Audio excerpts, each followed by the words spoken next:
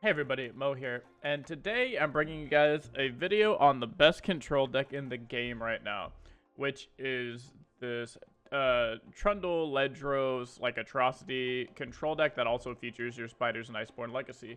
So the reason this is the best control deck at the moment is because you have two different attack angles. You have the attack angle of, oh, I just have a bunch of spiders, I have the Elise, and then I can Iceborn Legacy kind of aggro beat down your opponent. As well as you have the attack angle of things like, oh, I have the late game Ledros plus Atrocity or Big Trundle plus Atrocity.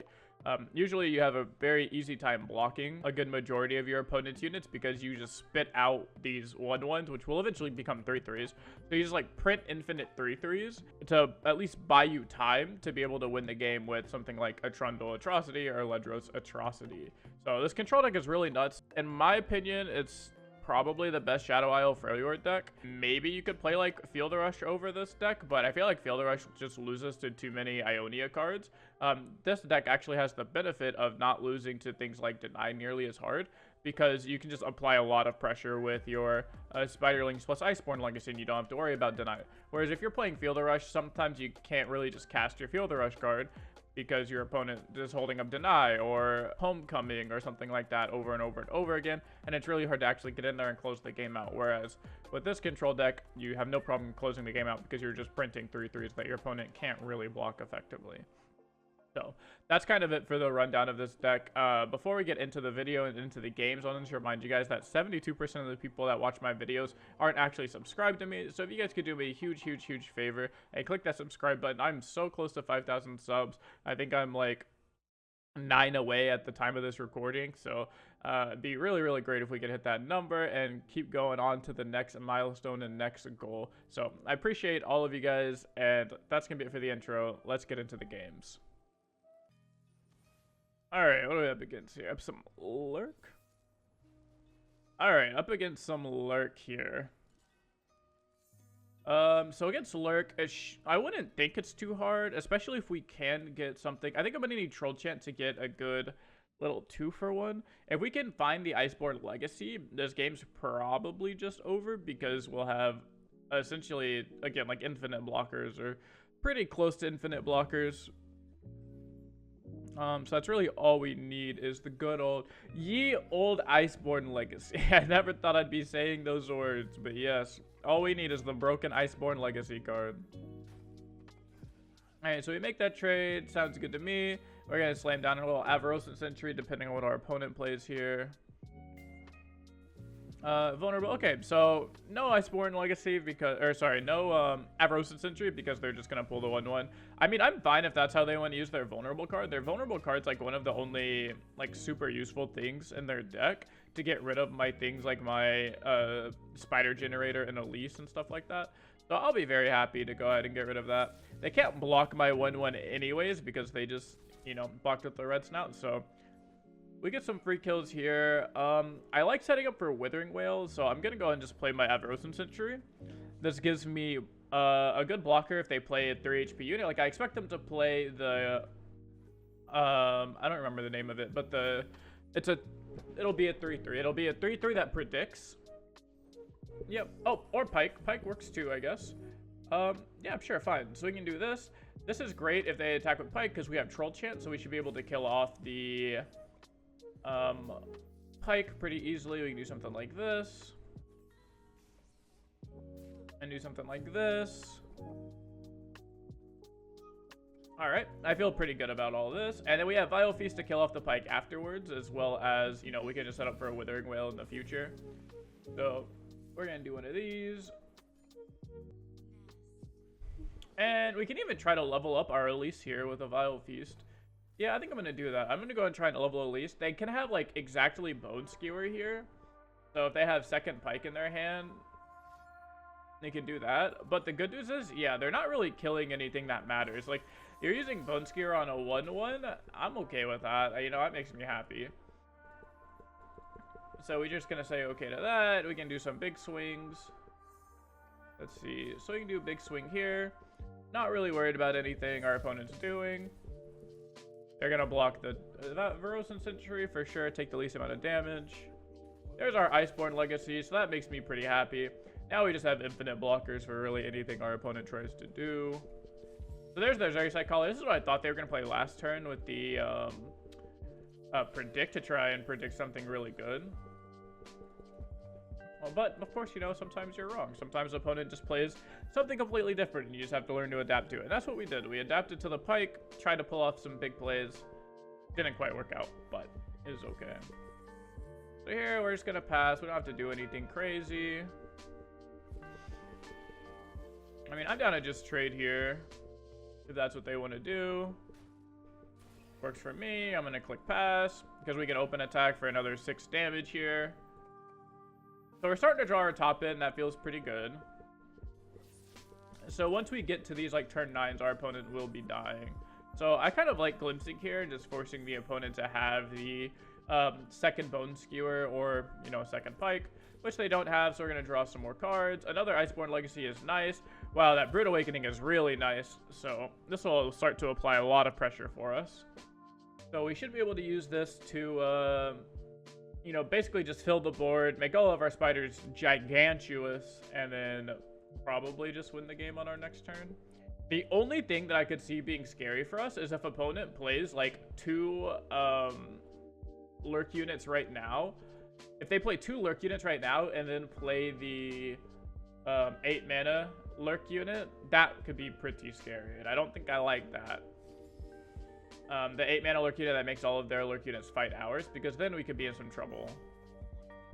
But it doesn't look like they have that, so I'm just going to go ahead and fill the board up with units. Good old spiders. Some casual big spiders. So they have that. That's fine. We're going to go ahead and block. Whenever you're deciding whether or not to block or attack, even though this looks like a bad trade, like, ideally you don't want your 4-3 to die to a 3-2, because... your big unit died to their small unit. You also have to take into consideration, will your 4-3 ever actually hit your opponent? And the answer is no, it'll never actually hit your opponent. They're just going to block with their 3-2. So if they're already going to block and deny you the damage, you might as well just deny them the damage as well. Just say, like, this trade is going to happen eventually. I might as well save the 3 HP and not let you have this extra Lurk unit for your board. And that's the only thing that I see a lot of people not take into consideration. Sure. Play a pass. We're eventually just gonna vengeance this. We're just gonna vengeance this Pike. Not too worried about these shenanigans going on. Our goal is really just don't die. That is our goal. So, okay. So we could do 2 things. We can either Iceborn Legacy and just trade away like this and this, and leave him with Pike and Chronomancer, or we could vengeance the Pike, so it would look something like this. We go all the way down to 7, and then they keep 2 units in play, but one of them's not a Pike. Their Pike is not very close to leveling. I wish we had enough mana for both things, but we just don't. Or I could, again, Iceborn Legacy, so that way I can just do like this block, and they're still left with only 2 units, but I have fewer units in play. I would have 1 less unit in play, and one of the 2 units they would have is a Pike, and I'm not really a fan of that. So we're just going to do this play instead. And then we'll just play the Ledros, force our opponent to block. Oh, maybe not. Does that change anything? I think that might. You play this, they play a unit. We swing, they block 4, 8, 12. They take 2, go to 6. That's probably not worth it. I think I'm more down just to slam this Ledros, pass, and then have Atrocity open. And it's really important to always... I say all of my thought processes out loud.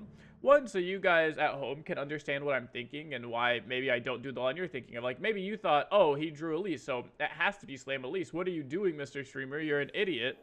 I like to talk through all the different plans and kind of say why I'm not doing those or what the pros and cons are of each of them. So here, so we just have to keep open enough mana for Atrocity plus shenanigans. I think I'm down to just Atrocity my guy now. We can wait till they attack, so that way we get the shadow blocker in case we need it. And for those of you who don't know what shadow blocking is, it's this right here, where you already plan to kill this unit, right? So this is shadow blocking. Because what's going to happen is either my atrocity goes off and he's dead, or my atrocity doesn't go off and this unit is still blocked. Imagine if they had Bone Skewer in their hand or another pike, and this is back here, and I just go, okay, atrocity you. If they can stop this atrocity, then I lose the game because I don't have pike blocked. So there's no reason not to block pike because, again, if atrocity goes off, I'm winning the game no matter what happens. If atrocity doesn't go off and they stop it with a deny or something like that, well, at least I'm not dead. Yeah, see, like, so there's pike spell. So we can say, unfortunately for him, I have this Iceborn Legacy because it's only hitting for 7, right? So we have Iceborn Legacy to keep it alive. But yeah, this is exactly the scenario I'm talking about where I could have just gone, okay, I'll Iceborn Legacy my spiders, trade away the board, and hey, at least I'm not dead. I'm going to stop slow rolling this guy, though. So they should be dead here. Because pike's only hitting for 7. There you go. And that's a perfect example, prime example of why you shadow block. But man, this deck is so strong. The fact that you're a control deck that applies that much pressure is absolutely insane. Alright, getting in some good old Kindred Nasus. I'm assuming this is going to be just like Thresh Nasus, but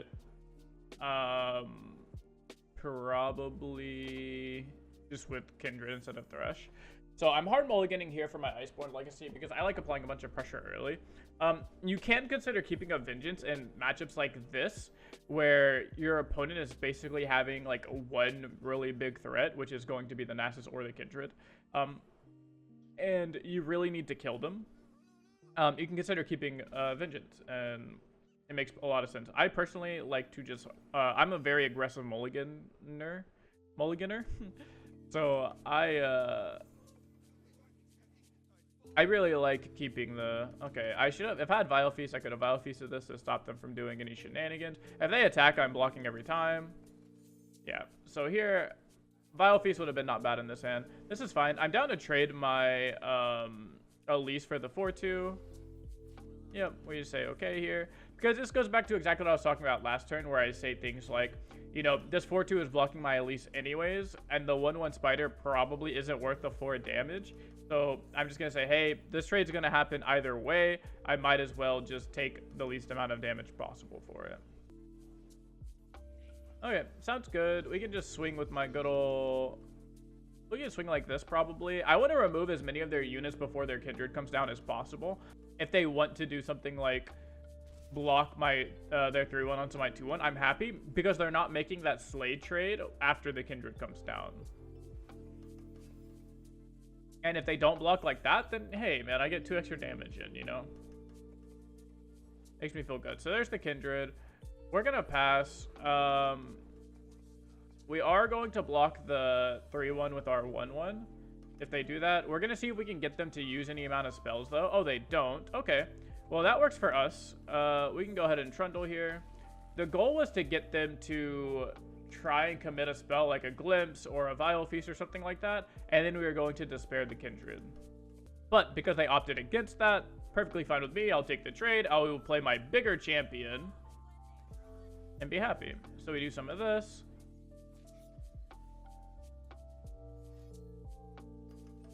Okay. Yep, so there's something like that. We just say, sounds good, man. We don't care. We have the Glimpse of Beyond. So they have to have exactly Glimpse plus Vile Feast. If they don't have Glimpse plus Vile Feast, we're not worried. So we're going to Glimpse here. Show me Vile Feast. Yep.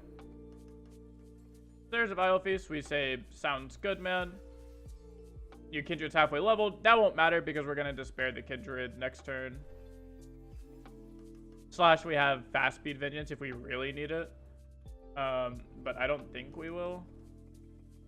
Despair is a really good card, man. I think Despair is one of the more underrated removal spells. I've been saying that ever since, like, even Poppy and Zoe Nami. I've been saying Despair is really good once I saw Drizoth put Despair in their Darkness deck.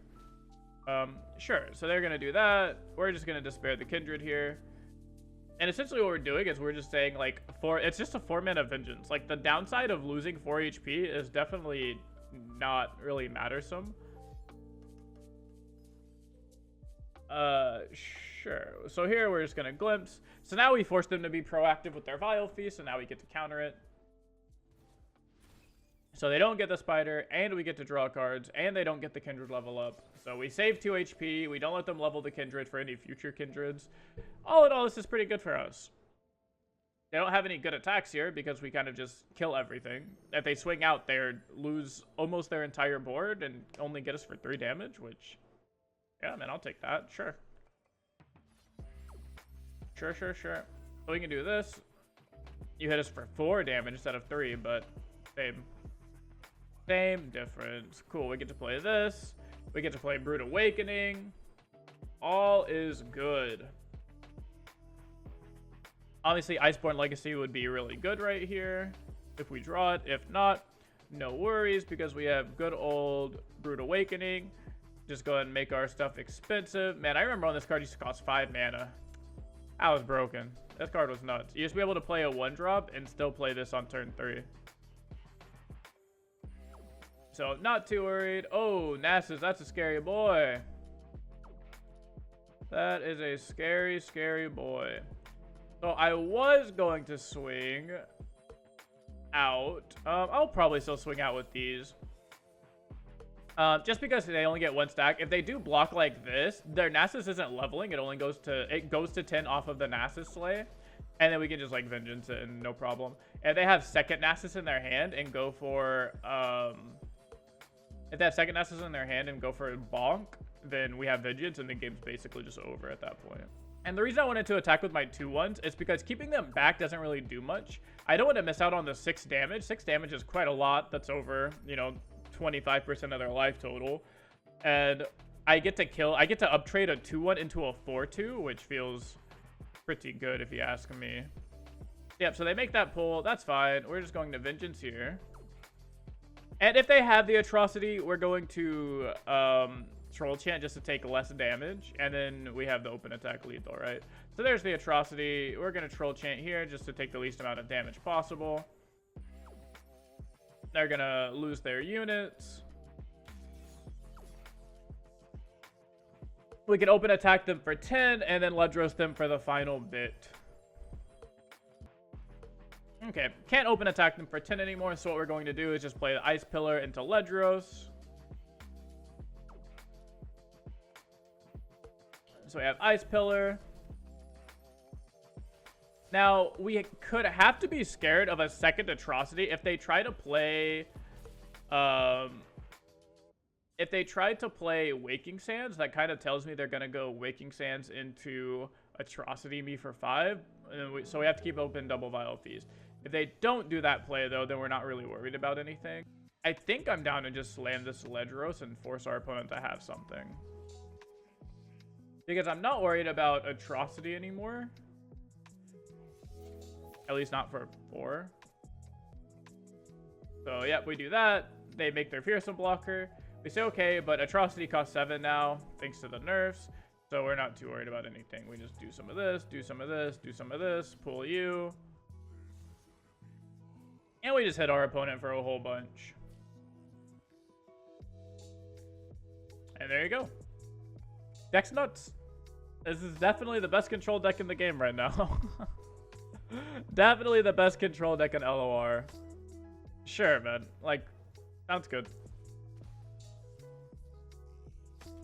So, they had the Vengeance. We say fine. We still have double Atrocity. So, once again, not very worried about anything. We even have Vile Feast Atrocity if we need it. Another Brood Awakening for lethal. Like, this is just not okay. So there's Nasus. I mean, I'm down to just rip the Atrocity here. Force you to have Deny. They don't have the Deny, so we have the lethal. So, cool.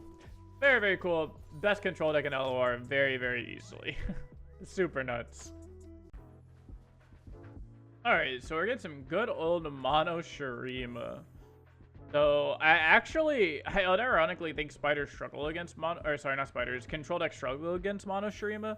So, we're really going to look for an aggressive style win instead of trying to win with, like, the Commander Ledros, Atrocity, stuff like that. And just so you guys know, I'm not editing out any losses.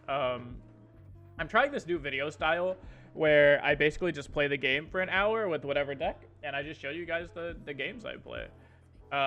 It seems to work for some other content creators, and it just sounds more enjoyable to be able to do something like that. So that's what we're going to be doing. So if you notice, like, oh, hey, I just uploaded an hour-long video today, or like, why didn't Mo do this? Well, that's exactly why. Because I'm trying out new video style, new format, where I do just pick a deck, or I pick a deck that I either want to play or a deck that you guys give me to play, suggest to me to play, and I just go ahead and play that deck for, you know, a good amount of time, and then upload a video on it. But yeah, so Rockhopper, really, really bad in the Shadow Isle decks, by the way, for that exact reason of Vile Feast, because Vile Feast kills your 3-1 and then just kind of wastes your rolling sands, which is not very good. We do have Troll Chant here. I didn't really want to do this. I guess I could have just done this and gotten in 2 extra damage, or really 3 extra damage, because they're obviously not. Oh, okay, sure. They're very clearly not interested in blocking with this. So I also could have Vile Feasted, and if they pumped like that, then I just pass and I level up my Elise. I played that turn pretty poorly overall, is what I'm saying. If my plan was to Vile Feast, because originally what my plan was to Troll Chant and beat like everything, but that didn't really happen. So yeah, but that didn't really happen. So let's see. We can just do something like this. I would love to level my Elise, but I can't. Troll Chant is only a 4 HP difference, so if your opponent has 4 more attack than you do HP, then you can't Troll Chant. Well, I mean, you can Troll Chant, it just won't do anything for you. Okay, cool. So we're looking kind of okay here. We get to play our good old Trundle. We have to consider if we can actually afford to attack or not, because if our opponent has any amount of combat tricks, like another... If our opponent has another combat trick, then we're really, really sad. Like, almost just lose the game on the spot. And this is going to be something like the, if they have second Shapestone, which they do. Oh, really? That's crazy. If they would have Shapestone on Renekton, I'm pretty sure we just, like, lose the game on the spot. Because their Renekton levels, and it lives. Which is really, really, really bad, because they'd have a basically a humongous Renekton swinging at us. But this is a lot better, because Troll Chant can actually save this, because it's not a 4 HP difference, it's only a 3 HP difference. Yes, their Renekton still lives, but we should be leveling our Elise here, so we should be okay. At least that's what I like to tell myself. There could always be a triple Troll Chant here. Yeah, so there's the leveled Renekton. And this is what we were worried about last turn. But the good news is they kind of gave us a bunch of time to... oh, goodness. They gave us a bunch of time to relax. To do something like this. And I'm down to just Vile Feast my Hapless Aristocrat. We're just going to win as many units here as possible. Oh. And those are all keywords? Okay. Last Breath isn't really a keyword like that, but I respect the attempt. We're going to say okay. So now the question is, what is the plan here? Do we kill the Renekton so we don't die, or do we kill the Xerath so that way they don't level the Buried Sun Disc? I don't think they're close to leveling Xerath at all, but I think we're just going to hit you for a bunch. What does this put you at? 12, and then eventually you just die to like Ledros Atro. That's pretty scary. I think I want to just not die because I'm pretty sure I win the long game.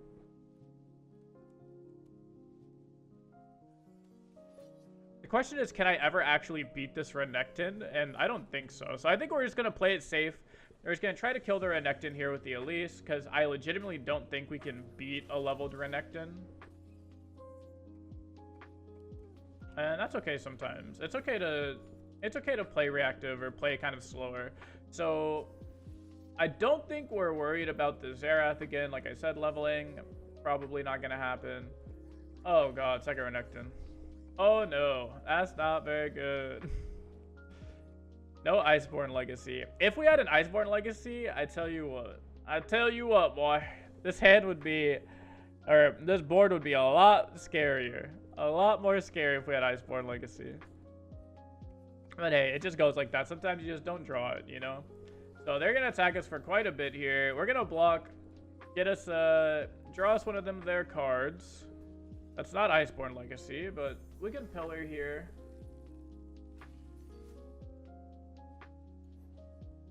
Clockwork Curator, okay. That's fine. We should just be able to win with like Ledros Atro.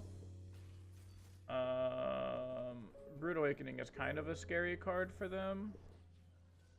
But yeah, this is going to put them really low, and then we're going to be able to pull Renekton to the side. They don't have any other Fearsome blockers, so they're going to be forced to... yeah, like that doesn't work, right? Because their board is full. So we're just going to do something like this.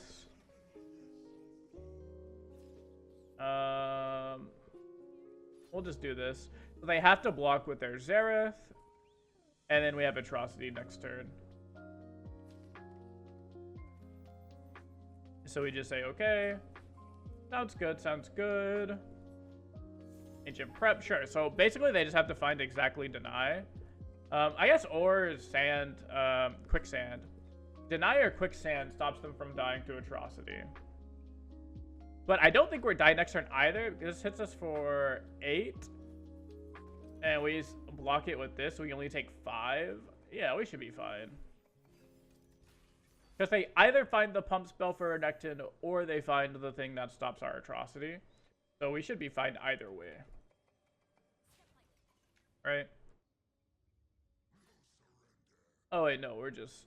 Okay, we're not dead. We're alive at 1. So we do this, this... and this. And we're just going to say, okay. We're alive at 1. I don't think there's anything that does, like, burst speed 1 damage. I'm going to play this to maybe bait out something from our opponent. Be like, oh, look, we're doing scary things. Look at us. See if we can get that next card out of their hand on the left there. Figure out what it was they got for turn. I'm hoping it was like a Pokey Stick, and they go to Pokey Stick our face. And then we can just Atro the Ledros. We're in some trouble if that was Pokey Stick and then they top deck Pokey Stick. Yeah, that could be pretty scary. So I think we're going to play the Trundle here. Just apply as much pressure as possible. So there's Waking Sands. We're going to say okay. And I think we're just going to full send like this. And say like, okay, Mr. Opponent, do something.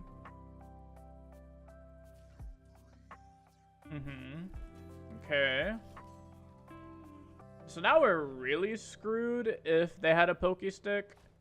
I probably should have just fired off this Atrocity last turn. I didn't even think about the fact that we didn't have lethal on the attack. I just thought like for sure we had lethal on the attack. Oh god. Okay. So we're gonna do one of these. And they've been holding this one card for a very long time. We're just gonna pop it off because they're leveling their Sun Disc next turn, and I'm not happy about that. So is it Deny? Is it a Pokey Stick? It is Ancient Hourglass. Okay, cool. So we got there. Very close game. I kind of misplayed there quite a bit this game, but that's fine. That's why the video is on here. Not because I won or lost, but to kind of show you guys how to play stuff and to teach you guys a lesson with every game.